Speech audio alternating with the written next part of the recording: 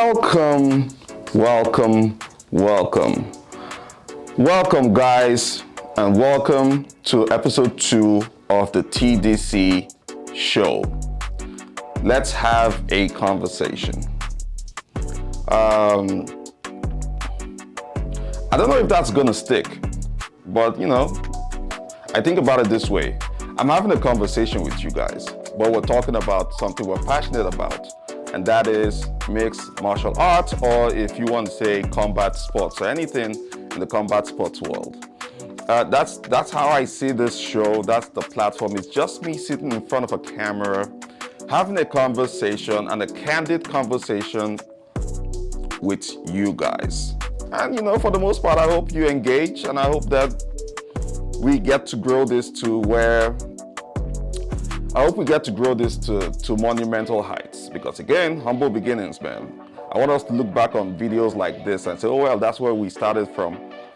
And look where we are within a year, within 2 years, within 6 months. Who knows? All right, so our conversation today is going to be on a number of topics. And as always, I have my notes because again, I appreciate you guys. And I try to put my thoughts, articulate them put them down in notes so that I'm able to meticulously articulate my thoughts to you guys. I know there were some complaints from the last video saying that the audio wasn't clear. But yeah, guys, it must be, listen, I got some cheap ass equipment and I am trying my best, okay? We got our budget is really slim, but that doesn't stop us from actually coming out here and giving you the good stuff, all right? Bear with me. More of you should share this video, support this video, comment and engage so that we get big enough to actually start to afford the really good stuff and get better quality production out there. But for now, we'll stick to what we have. On today's show, we're going to be talking about Dana White. We're going to cover Micheal Chandler, something about Micheal Chandler. We're going to cover the Michael Bisping and Ariel Helwani beef, so to speak. We're going to cover Garry versus MVP, Usman and Masvidal and Henry Cejudo and the Pound for Pound podcast interview. Conor McGregor, once again. Conor. I'm gonna get happy and we'll see what Conor's been up to in more recent times.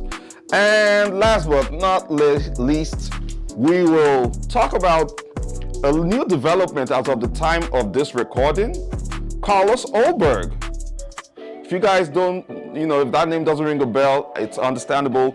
Carlos Ulber is an up-and-coming contender in the light heavyweight division, and he's from City Kickboxing. So he's a dude who trains with Israel Adesanya over there at City Kickboxing in New Zealand and Australia, and those guys.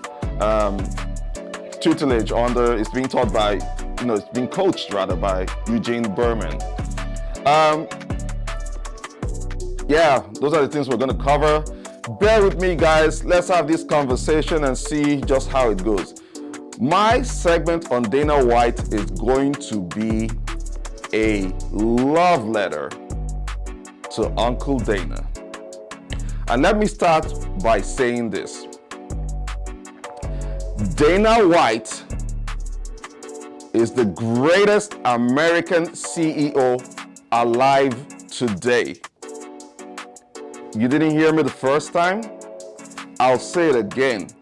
Dana White is the greatest American CEO alive today. And I'm going to give you a number of reasons why that is the case. So I followed interviews with Dana White. Every time I see an interview online involving Dana White, I'm always going to listen. I don't know, for some reason, I'm just really fascinated with who he is, his mindset, his attitude to a lot of things. And just the fact that he's for more or less the face of the corporate side of the UFC. Dana White is the face of the corporate side of the UFC. And since I'm so passionate about the sports, I always tune in when Dana talks. I've seen Dana on podcasts and interviews. I saw his interview with Piers Morgan in more recent times. I'm going to list interviews from more recent times, not the older ones. But in more recent times, he had an interview with Piers Morgan Uncensored. He's had an interview with Andrew Schultz in more recent times, Andrew Schultz, the comedian. He's gone on Bill Maher's podcast as well in more recent times. And the most recent or the most current viral interview Dana has given was on Club Shay Shay. Club Shay Shay is the podcast hosted by Shannon Sharp. If you've been living under a rock, if you have been living under a rock for the last 10 years, even you would know about Club Shay Shay. Club Shay Shay is a podcast that blew up in January. It's been around for about 2 years, but it really blew up and went crazy viral in January 2024 when the host Shannon Sharp brought on the comedian Cat Williams. And Cat went there and completely went nuclear on the entertainment industry as we know it. Bruh, that interview had so many viral clips, so many viral moments, so many statements that were made. Till this day, this is about 6 or 7 months out. That interview is still making waves on the internet, and apparently, for what I gathered, that interview is the largest or the biggest and most watched one-on-one interview on YouTube, or actually in YouTube history. As of the last time I saw it, it was about 69 million views, guys. I could only dream. I could only dream. 69 million views from one interview, one show. That's how viral it was. So anyway, bringing it back to being relevant. Dana recently appeared on the Club Shay Shay podcast, and it was very, very good. It was a good interview, and I decided to pop in as always whenever I see Uncle Dana. And they had a very decent conversation. I thought it was very, very open and very, very candid, as is most interviews Dana does on the side. I had made an earlier declaration that Dana White is the greatest living American CEO today, and I stand 10 toes deep by that. And let me explain. I'll give you a couple of reasons why. I'm always fascinated at the story and the origins of the UFC for several reasons. I admire resilience. I admire the underdogs. I admire people with business acumen. I admire people who can build and take something that was virtually nothing and make it into something virtually global. And that's what Dana has done. Now, other CEOs have done this as well, but I don't believe there is any CEO or any big global brand today that has as much cultural impact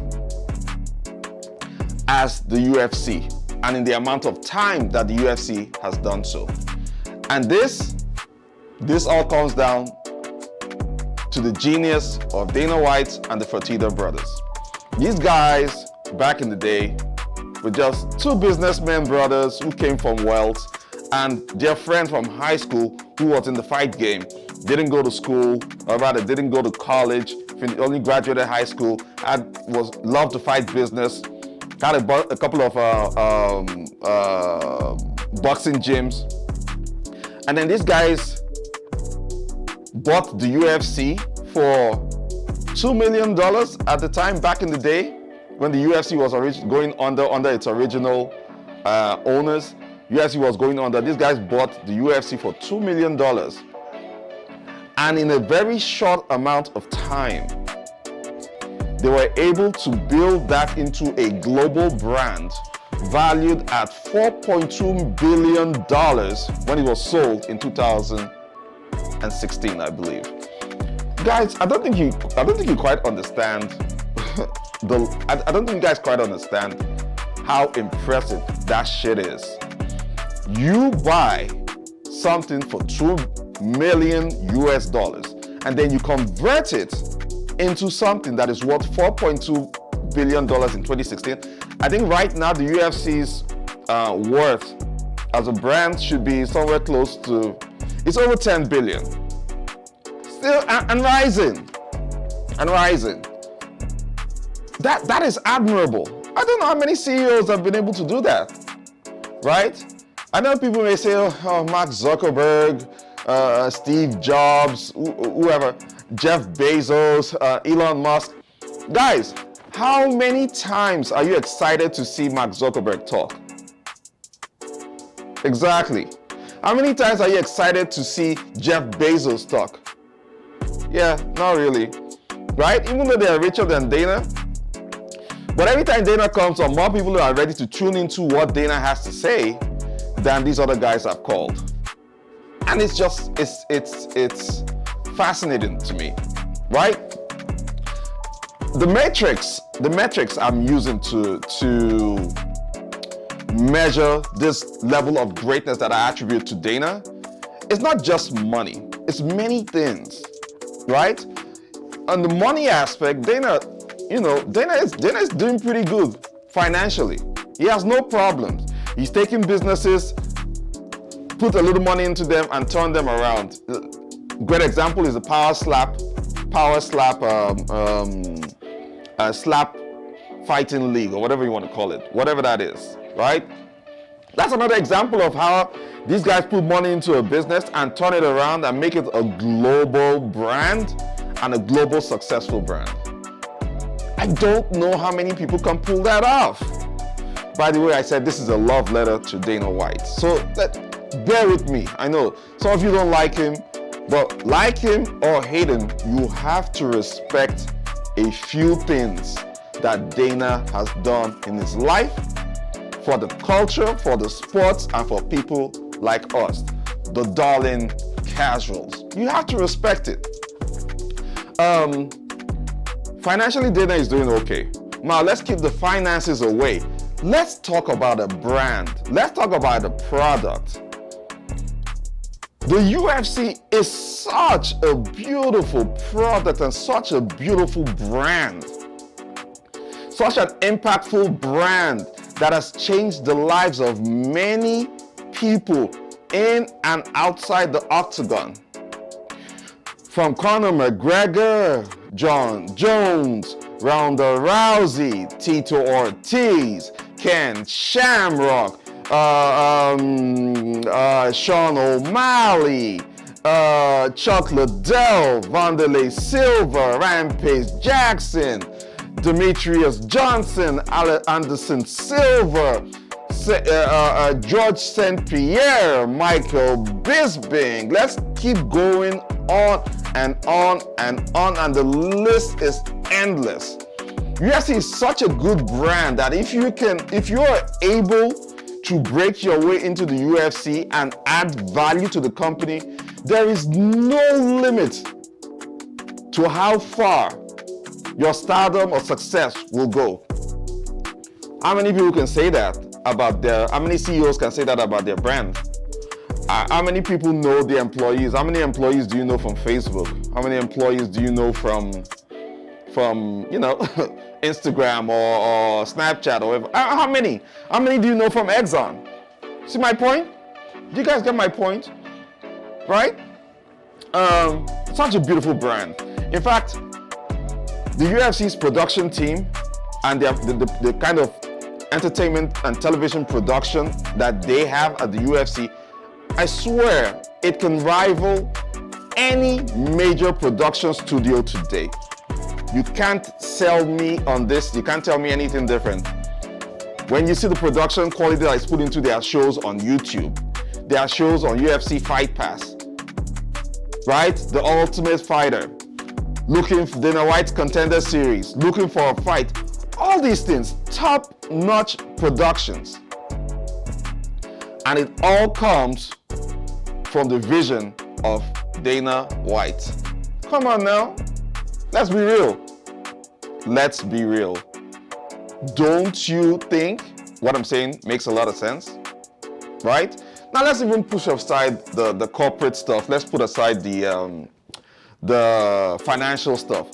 Let's talk about other things, right? I'm gonna go to my list, if you don't mind. I'm gonna go to my list.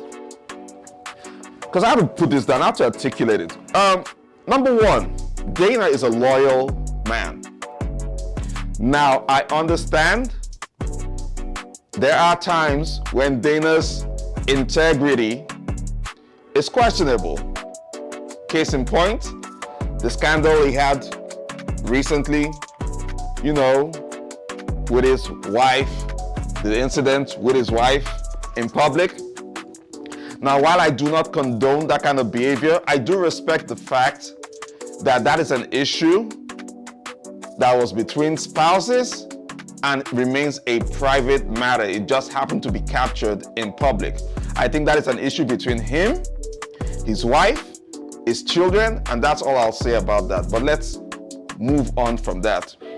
Oh, another issue I may, sometimes question Dana's integrity, just a little bit, is how, if Dana doesn't like you, Dana is gonna shit on you. Ask Francis Ngannou, regardless of what you do.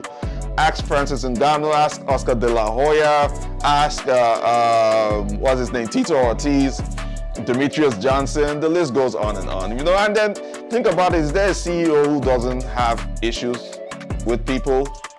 No, not really. That CEO does not exist. Anyway, Dana is loyal. If Dana says he's going to stand by you and he likes you, Dana White will stand by you through thick and thin. Case in point, when Joe Rogan had his cancellation scandal a couple of years ago, I attribute Joe Rogan's successful navigation through that scandal, I attribute it to two people. Number one, Israel Adesanya, Izzy, aka the Style Bender. And number two, Dana White. I'll go further. When that whole shit was going down, there was a press conference, I believe it was the press conference where Izzy was supposed to fight Paulo Costa. I'm not sure, I'm gonna have to check that. I think it's one of these press conferences, they asked about that scandal. Izzy took the mic and took charge. And Izzy said, hey, that's my N-word Joe Rogan. Bruh, if that's coming from a black dude, and I'm black by the way, just in case you haven't noticed, I will be hard pressed for anybody to tell me that that Joe Rogan is racist. I do not believe that Joe Rogan is racist. I have never believed that Joe Rogan is racist, and I am happy that he scaled through that scandal. Another thing, the second person, again, who may have been responsible for that success is Dana White. Dana could have easily become one of these softball CEOs and said, oh my God, Joe Rogan has this scandal, let's cancel him. Cancel his gig from the UFC. Let's not air anything about Joe Rogan. Dissociate yourself from Joe Rogan. But Dana didn't do that. Dana went 10 toes deep. Dana held his own in support of his friend, Joe Rogan, and Dana said, listen, you gotta get rid of Rogan, you're getting rid of me. That's the kind of guy that Dana is. And that is so admirable. I don't care what anybody says. That's so admirable. Let's think about it. Isn't that the kind of friend you want to have on your side? Who's going to go with you to war, regardless of the consequences? Bruh, come on now. Come on now. You gotta admire that. You have to. There's nothing else to do but give that the deserved admiration. Dana is resilient. When they started the UFC, these guys had a lot of challenges. They stuck through. They tried different ways, different avenues to make themselves big. And when you hear the story, it's so compelling. At the end of the day, they were able to succeed to transform the UFC viewership from DVD sales, which were the biggest sellers at the time, to putting them on TV. From Spike TV to Fox, I believe, and then from Fox to ESPN. What are we talking about? To be so big that you have the Saudis who have so much money to put so much money into your product because they believe in the success of that product and they believed in the resilience that they've seen. Can be replicated. I can tell you that. It can be replicated. Now, Dana is an astute businessman, and that's a businessman with experience from life. He didn't go to any fancy school, didn't go to any Ivy League school, didn't go to college. I think he barely finished high school. But he runs a business in such a successful way, such a crisp, sharp way, that even a lot of graduates would only dream of. Need I say more? The business aspect of the UFC is growing. The market value of the UFC has been on an increase. The subscriber count of the UFC on all social media platforms always going up, never going down. The finances of the UFC going up. The live events, the gates, the PPV numbers up. That's not by mistake. Somebody is doing something right. And I say, that is Dana. Let's give him his flowers while he's still here with us. Another thing I like about Dana, Dana speaks his mind. It's so refreshing to have a CEO who says it as it is. He doesn't care, really. Doesn't care about what people think, about what he says. He expresses himself and he believes in freedom of speech and freedom of thought. And he allows his fighters to say whatever the hell they want. And it's so refreshing. Like I said, I don't want to see Jeff Bezos talk. What am I listening to Bezos for? You know, I've listened to Warren Buffett, I've listened to Bill Gates, I've listened to Mark Zuckerberg. These are all CEOs. Hey, granted, and I have nothing against them. They've made a lot of money. I wish I could make that kind of money. But at the end of the day, bro, I don't want to listen to them talk. Just give me the service and get the hell out. With Dana, I actually want to hear what Dana has to say. Even if I've heard what he said before, I want to hear it over and over and over again. I see the Dana memes all the time. Fantastic. Everything. All right. At this point, I think I've spent enough time delivering this beautiful love letter to Uncle Dana, right? Just as a side note, it is on my it's on my bucket list to actually visit the UFC PI and the UFC headquarters. One of my previous bucket lists was to attend a live UFC event, and I finally did that last year. And I have to say, there is nothing, and I truly believe that there is nothing like a UFC live event. No sports event, no live sports event even comes close. Nothing in Major League Baseball, not the World fucking Cup. I'm sorry, but I stand by that, right? Not boxing, nothing meets up with the UFC, and I've been to them all. NBA, Major League Baseball, NHL, yeah, none, or NFL, none of them comes close, right? So I say this to bring it back to, hey, I don't know who's going to see this video. If anybody in the UFC sees this video, Uncle Dana, if you do see this video, hey, your boy is just putting it out there. It's a bucket list event of mine to visit the UFC headquarters and the PI and just interact with the staff and just see how the whole place is being run. I love it. If there's one company I'd love to work for well, not for free, But if there's one company I love to work for, it's the UFC. I love it. Anyway, so all things being said, these are the reasons why I personally think that Dana White is the greatest living American CEO today. And I want to use this opportunity to thank him for everything that he's done. And I want to use this opportunity to give him his flowers while he's still here. Okay? Transitioning. All right, what do we have next? All right. Micheal Chandler. Guys, if you watched my last video regarding Micheal Chandler, I gave reasons why I think that Chandler should move on from the fight with Conor McGregor. Some may have agreed, some disagreed, and that's fine. But I gave those are my reasons, and I'm standing by them. But it would appear that Micheal Chandler might have listened to me. Who knows? Because it's rumored now that Micheal Chandler may potentially fight for the BMF title against the blessed one, Max Holloway.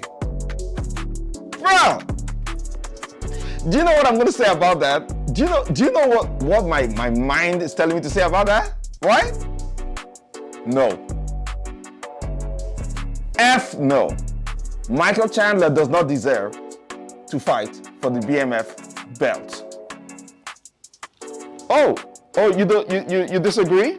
Well, I'll tell you why I don't think so. Chandler is coming off a loss to Dustin Poirier almost 2 years ago.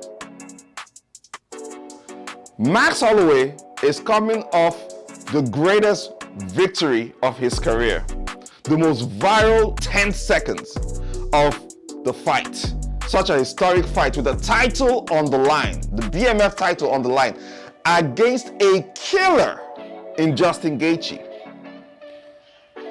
Dude proceeds to request that they stand in the center and wing it. And Justin Gaethje, the gladiator stud that he is, obliged. And then they went at it. And then with 1 second to go, Max throws probably the most famous overhand right in the history of overhand rights. Sleeps Justin Gaethje, sleeps him with 1 second left in the entire fight. Not in the round, the entire fight. How do you make that shit up? When somebody's coming from that kind of success, on what basis is Micheal Chandler looking to fight him? How is Micheal Chandler a BMF? He's not. In fact, Micheal Chandler refusing to have a fight in the last 2 years is not BMF quality. Guys, you have to understand something about the BMF belt. The BMF belt is a novelty belt. In many cases, even though it's a new belt or a new title, the BMF belt in many cases is more respected than even some championship belts. I can tell you for free, all the BMF fights, and there have been 3 of them as of right now. The first one, Nate Diaz versus Masvidal, which ended, the way it did, but still a good fight up until that point. Justin Gaethje and Dustin Poirier 2, and then Max Holloway and Justin Gaethje. Nobody has even defended that belt. But everybody who fights for it and wins it is respected by their peers. It's a beautiful thing to watch. It's something outside the realms of a championship belt. It's about respect. It's about skill. It's about attitude. It's about, I'm going in there to prove anytime, any place, anywhere. Bruh. And Max delivered on that fight when he got the belt. So tell me why should Chandler, who's coming off a loss to Dustin Poirier, take that belt. Dustin himself just came off a loss to Islam Makhachev. That's his third title fight, and he's lost. You know, why? Right? And Dustin Poirier kicked Micheal Chandler's ass too, by the way. So what would be the point of that? You know? Anyway, just to say I don't agree with that. I think Micheal Chandler should not be given the BMF belt. Max, if you're listening, do not take that fight. Not because Chandler is more scary, but because Chandler hasn't deserved it just yet. There are other fights in the lightweight division that Chandler could fight or could get, which will be big fights.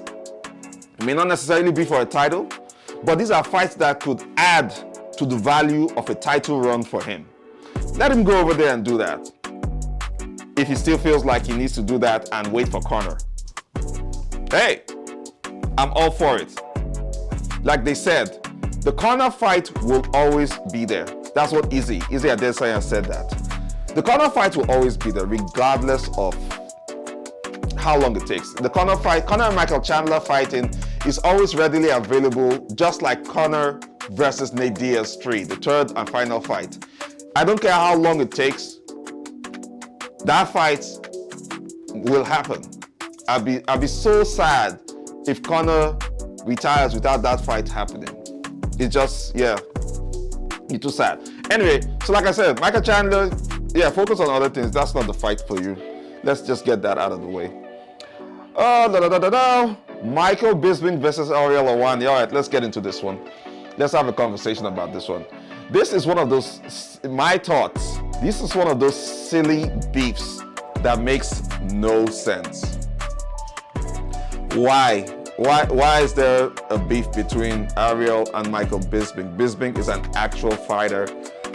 Ariel is the premier journalist in MMA, and they used to be cool. They used to be friends.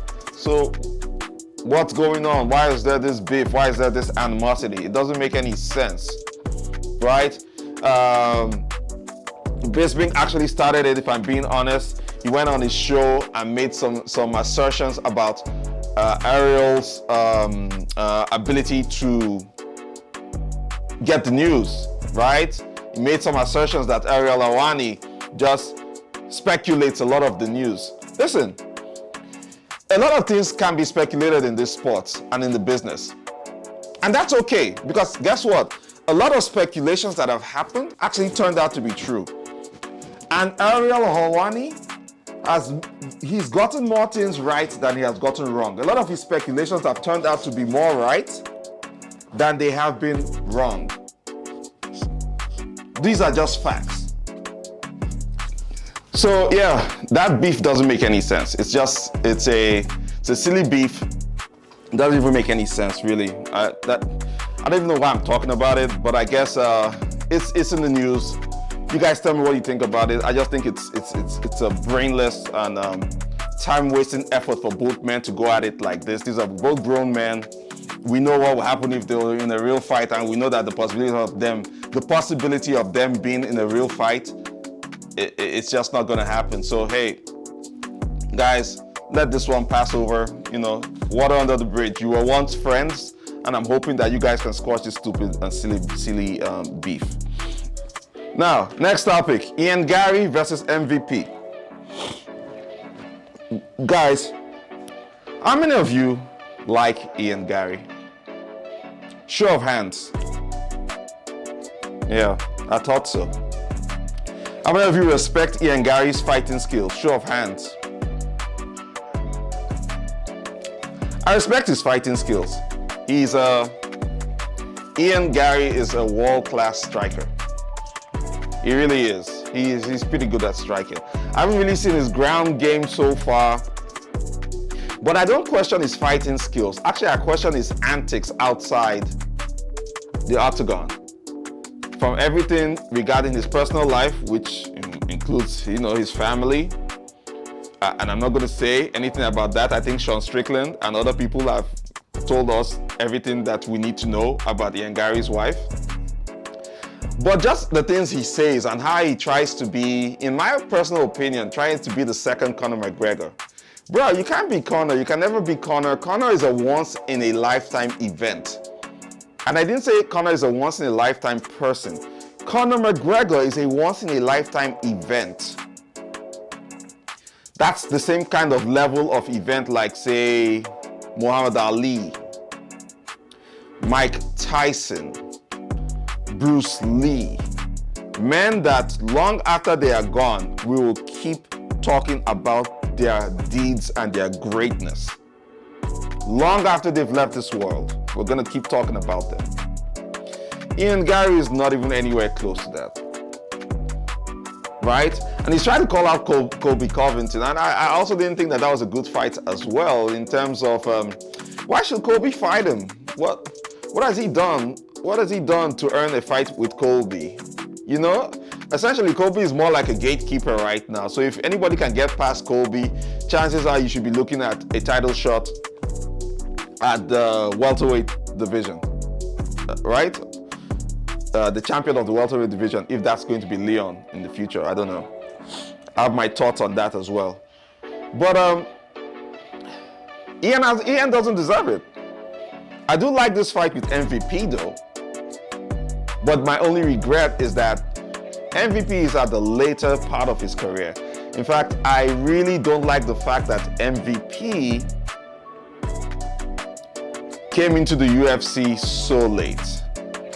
I really wish MVP had come into the UFC, say, around when he was 31, maybe 30, tops 32.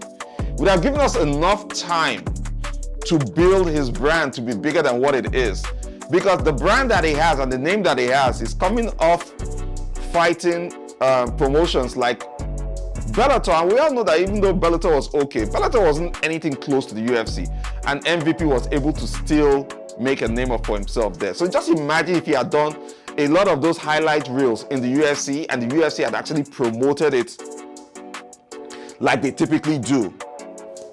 MVP would have been something else. But hey, you know, better late than never, they say. He's in the UFC now. He has his chance. He came in with his debut at, I believe it was UFC 300, his debut.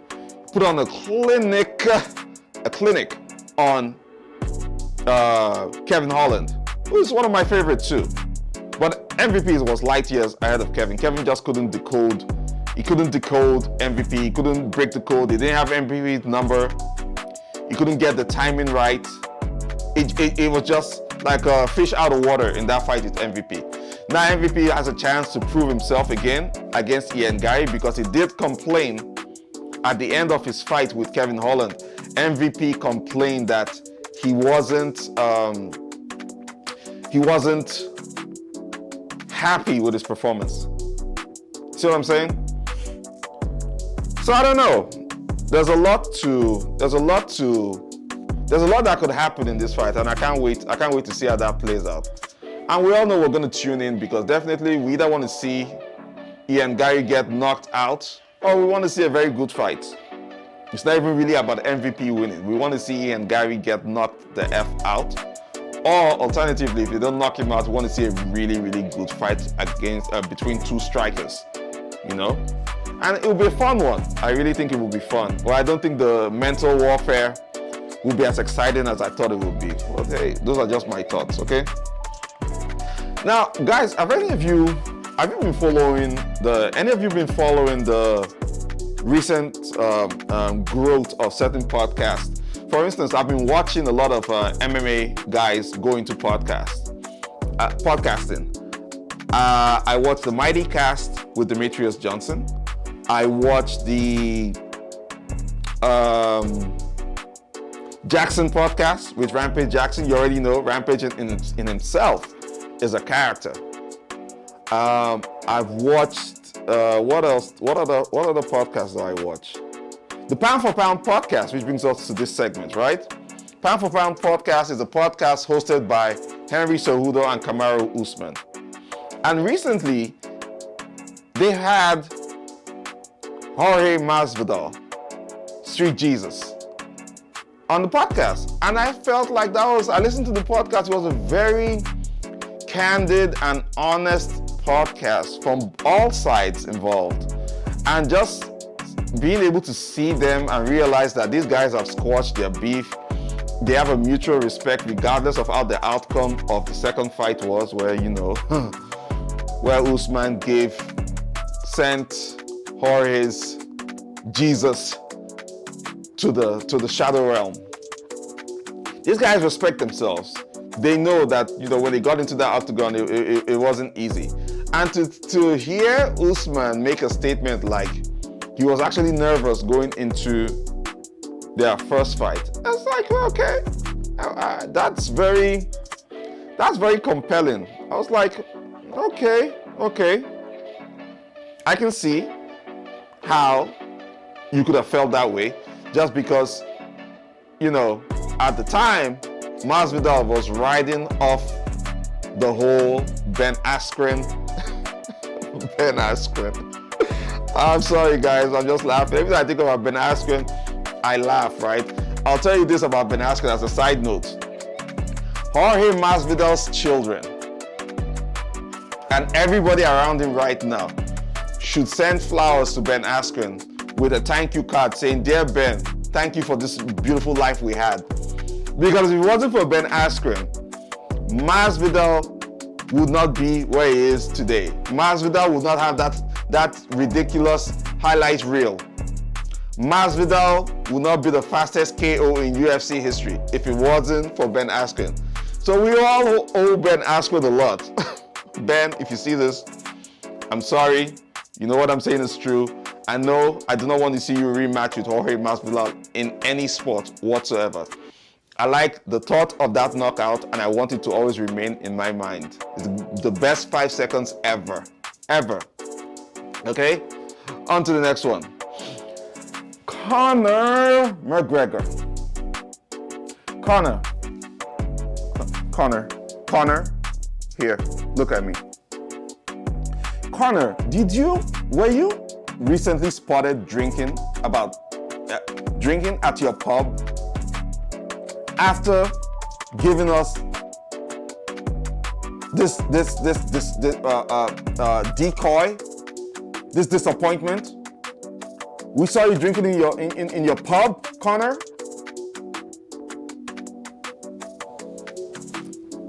Fuck out of here. Conor, why? Why would you do that? What? Like, I don't understand it. Does Conor McGregor not have like a good PR person to help him understand the optics of certain things that he does? Or is he so strung out on whatever alleged substance that he doesn't think with his right head? You just disappointed so many fans that wanted to come for the press conference. You also disappointed many fans that would have seen this fight coming on, on the 29th of June. And then to give a silly statement, I saw the statement he wrote, it was so silly, I'm not even going to go into that. But to give a statement and then disregard the sensitivity of the fans, the casuals, us, by posting this video of you partying. I don't know. I don't know that you respect the fact that we pay money for you to deliver some things for us. I don't know. Don't you respect our money? Don't you respect the time we put into making our money? And don't you respect the time we put into watching your fights? It's an exchange, Conor. We give you our money, you give us a good fight. And so far, only one person is sticking to their bargain on this one. That's us. That's us, the community. It's not you, bro. At the very least, try to be sensitive to how we perceive these things. Now, personally, someone like me, I really don't care. He's a grown man. He can do whatever he wants. I personally have no issues with that. However, I do understand that there's some other fans that are very passionate about this thing. They're very passionate about disappointment, and they're very passionate about you not delivering on your promise. because your word is your bond, bruh. If you don't have your word and some kahunas, what's the point? You know what I'm saying? So, Mr. McGregor, if you see this, my appeal to you, my casual appeal, put a little more thought into these things. I know you don't care. You've got all that money from the Floyd fight and the proper 12 or whatever. But put a little consideration into all these things, okay? Okay? I appreciate you. You've done a lot of good stuff. But Roadhouse sucked. Just so you know, Roadhouse absolutely sucked. And it sucked ass. Yeah, just want to put that out there. All right. Final topic for the day. Carlos Ulber pulls out of his fight with Anthony Smith. I'll give you a quick history of how this fight for UFC 303, the co-main event. I've never seen this kind of shit happen before. So, UFC 300 happens. Jamal Hill gets his ass KO'd in the main event by Alex Pereira. And then about a couple of weeks later, Jamal Hill makes a quick turnaround and is scheduled to fight Khalil Roundtree, who's been on a tear this last couple of fights. He's been on some kind of streak too. That was a banger of a fight. I wanted to see it. I thought that one, Jamal needed a win to come back and put himself back into title contention because Jamal is actually good. And then two, Khalil has seen this evolution in his career where he's become more brutal, more skilled, more focused, and has actually started making a run for the title. So whoever came out of that victorious would have been a good story at the end of the day. And you know that fight would have been a banger. I was waiting actually to see what would happen. Then, unfortunately, a couple of weeks after that, we find out that Khalil Roundtree popped for some performance-enhancing drugs. Now, I'm not going to go into the details of that. That was very well covered. However, the story was that he didn't know whatever he took was laced with a banned substance. No problem. Let's assume that that's really what the case is. Anywho, he's out of the match. And then, guess who steps up? Carlos Ulber from City Kickboxing. Guys, I love Carlos Ulber. I've actually watched him fight. One of my, like I said earlier in the video, my bucket list UFC event, Carlos Ulber was on the card. And I watched him fight, it was beautiful. And I just like how Carlos moves, right? He's like a more aggressive version of Izzy. Bigger, more aggressive version of Izzy. And actually quite good looking dude too, you know? I would have loved to see how he matched up with Jamal Hill because Carlos he's probably on maybe a 7 or 6 fight win streak right now. Would have loved to see how that played out. And I said loved because turns out Jamal Hill had an injury on his knee, I believe. He had an injury and had to pull out of the fight. Look at that. Now Carlos is there looking for an opponent, and then guess who steps up? Anthony Lionheart Smith. I'm not really a fan of Anthony Smith, but Anthony Smith steps up. You've got to respect that. Anthony steps up to fight Carlos. The deal is signed. They're all together. And then, boom, out of nowhere, I hear within the last day or two, Carlos Ulber has had an injury and has pulled out of the fight. Oh man, guys, I was so upset. I was so disappointed, and I'm like, damn it. That would have been such a good fight. Doesn't matter what fight Carlos is in. Carlos is a good fighter.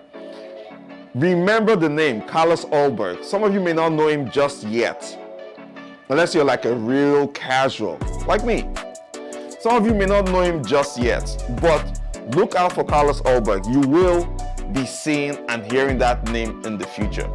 I wish him the best. I'll be hoping to see what or hear about what the injury is. And I hope that he fixes it because, bro, one thing I love is all those fighters from City Kickboxing. Israel Adesanya, Kai Kara France, Carlos Ulber, you know, guys from that region, and even in some cases Alexander Volkanovski, you know, they're all sort of from the same camp, training camp, and I love those guys. I love all of them. I wish Carlos the best. Okay, guys. So UFC Saudi Arabia is coming up. Robert Whittaker is in the main event.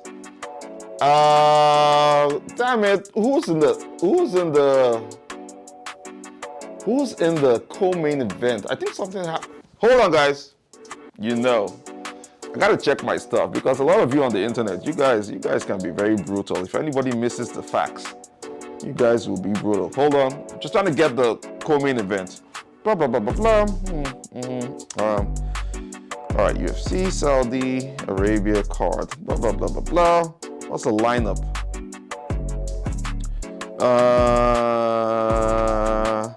Yes, Fight Night Whittaker versus Aliskerov. I'm trying to see the card, guys. Co-main event is Sergio Pavlovich and Alexander Volkov, Kevin Gastelum,